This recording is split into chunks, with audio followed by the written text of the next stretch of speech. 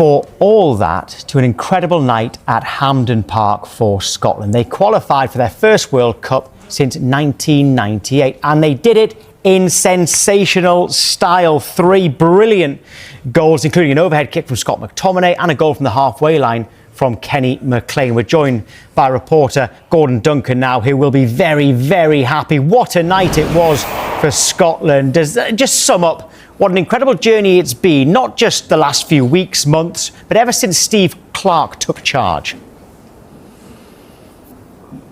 Well, I think it's safe to say this will be the headache capital of the world this morning after everything that went on last night. But as you say, the journey, that really does sum it up. Scotland hadn't been to any major men's international tournament since 1998. Steve Clarke comes along, Euro 2020, qualifies for that, backs it up with Euro 2024. But the only missing piece was the return to the big time, the World Cup, and now Scotland are back heading there to the finals next summer. And as you say, the manner that it was done, it goes without saying, Scotland fans would have settled for any type of qualification. Ugly, lucky, last minute playoff, it wouldn't have mattered, but to do it in the manner last night, it's almost hard to overstate just how good it was. You're talking probably the best and most dramatic night in Scotland's international football history. On the same night that they score not one but 2 of the best goals the Scotland international team have ever scored as well. It was absolutely perfect. It really was. It was so dramatic. People talk about a perfect start when you score early, but that doesn't necessarily mean an overhead kick from what seemed about 8 feet in the air from Scott McTominay. Scoring late, a perfect end. But a goal from the halfway line, everything that would be considered perfect was somehow made even better last night. It was a truly outstanding evening from start to finish. It got ropey for a bit in the middle, and perhaps people thought the old Scotland ways of falling at the final hurdle were going to return, but it really was incredible. And of course, Tierney and McLean, he gets a lot of the glory for the halfway line goal. That was the 4th, that was the one that finally settled everyone's nerves. But the real clincher, if you like, was Kieran Tierney as well. So he smashed one in, which somehow, it was a brilliant goal, but somehow it was only the 3rd best goal on the night, and he was absolutely delighted to be the man that made the difference in that moment. It's surreal. I've never really scored that goal just as important as that. So yeah, it was what a feeling it was. For the country, for the fans, for the staff, for everyone, for the team. I think we all deserve that with how hard we work and what we've been through these last few years, and I think getting to the World Cup tops it off for this group, because it's something that we hadn't managed to do before, and we've went out there and done it the hard way. There's a real fairy tale aspect to this Scotland team. Scott McTominay's a Ballon d'Or nominee over there playing in Napoli and scores the overhead kick. But you go right through the team, they've all got their own individual stories. In goal, Craig Gordon will be 43 years of age by the time the finals comes round next summer. He hadn't played in 6 months, no football at all in 6 months before he had to get pitched in against Greece the other night. We mentioned Kieran Tierney there and heard from him everything that he's been through. Everyone knows John McGinn's career story. There's just so much, every single member of the team contributing in their own way. And what more can you say about the captain, Andy Robertson? It's often forgotten about now. We used to speak about it years ago. He used to sell the tickets here when he was a part-time player at Queen's Park. He's gone on to win Champions Leagues and Premier Leagues with Liverpool. He's captained the country. He's probably going to go on and become the most capped player of all time if he manages to stay fit and healthy for the World Cup next summer. So you can just imagine the emotion surrounding him last night. He always put a lot of pressure on himself to try and lead the team to the World Cup, and also the added emotion of having the sadness, the recent memory of the tragic passing of his teammate Diogo Jota, and that was something he was very much mindful of last night. I just go back to the Qatar World Cup when we were on a training camp in Dubai. Obviously Jots missed it through injury.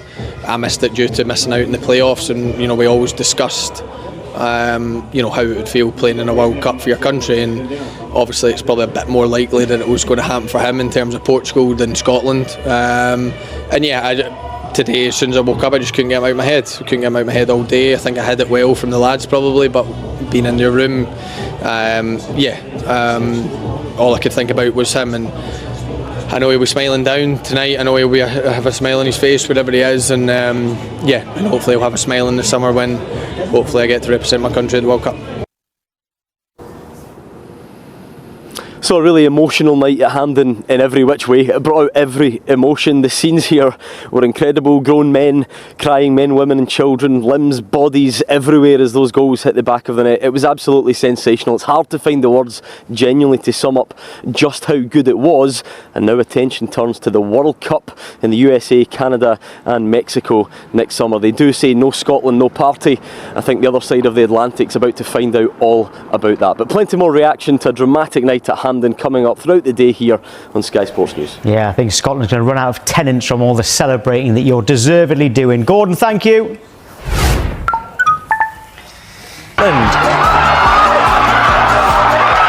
of the best feelings in the world. Yeah, it'll be right up there with the best nights of my life.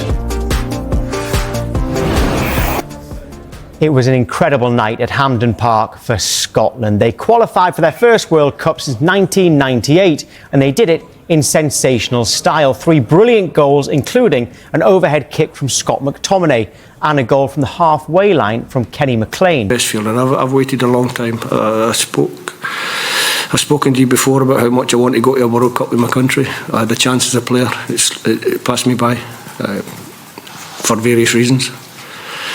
We had the chance against Ukraine. It passed us by, and suddenly you start to think, might be the last one, might be the last chance. One of the maddest games ever. One of the best feelings in the world. Yeah, it'll be right up there with the best nights of my life. To take this country to a World Cup is, the hugest of honours, and we had the belief.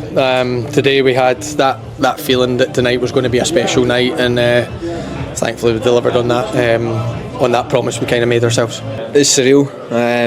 I've never really scored that goal just as important as that. So yeah, it was what a feeling it was. For the country, for the fans, for the staff, for everyone, for the team. I think we all deserve that with how hard we work and what we've been through these last few years, and I think getting to the World Cup tops it off for this group, because it's something that we hadn't managed to do before, and we've went out there and done it the hard way.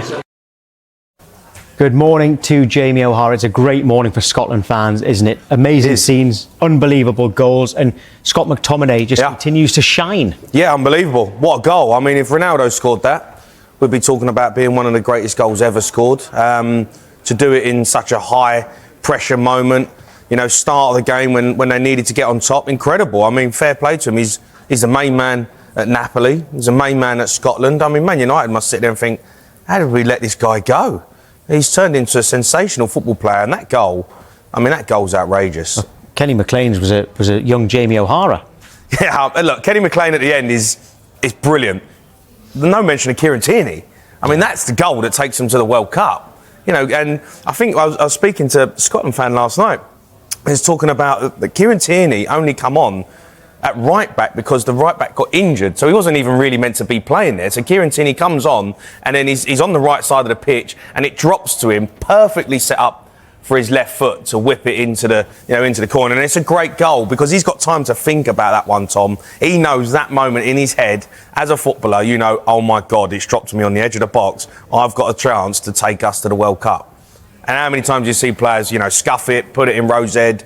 But fair play to Scotland. They didn't play well on the night. They were poor, really poor. Denmark were the better team. But it's all about moments, and Scotland produced them. Scotland have so often, in those moments, played so well and come up short. Yeah. So I'll definitely take it this way around, won't it? That was amazing.